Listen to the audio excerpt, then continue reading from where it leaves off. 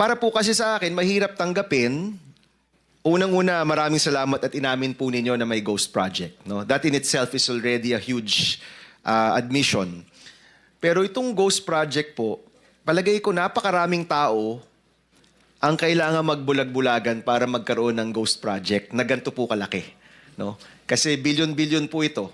It is a billion-peso project at hindi naman po ito nabubuo in 1 month. Gaano po katagal usually yung mga flood control project? Ilang buwan po yan o ilang taon po yan bago po mabuo?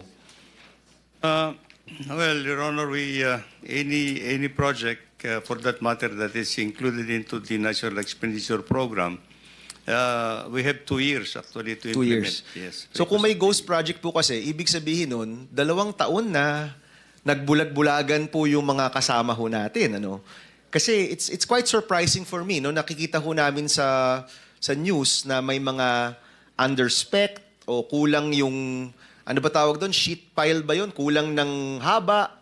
You know, naintindihan ko yun na pwedeng itago. Pero pag ghost ho kasi, at wala talagang ginawa, ilang tao yung kasama ho dyan para magkaroon ng ghost project na 2 taon nang nakalipas, doon lang ho natin malalaman.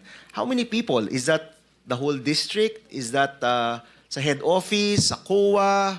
Sa tingin po ninyo, sino-sino po yung mga dapat po nag-check po niyan? Pwede niyo pong banggitin?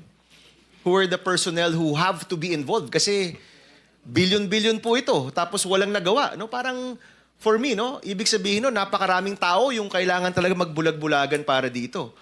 Mr. Secretary. Well, it all starts actually doon po sa project implementing unit. At whoever is implementing the project, Your Honor, from the supervisor, the project engineer, accountant, and everybody, including the final payment.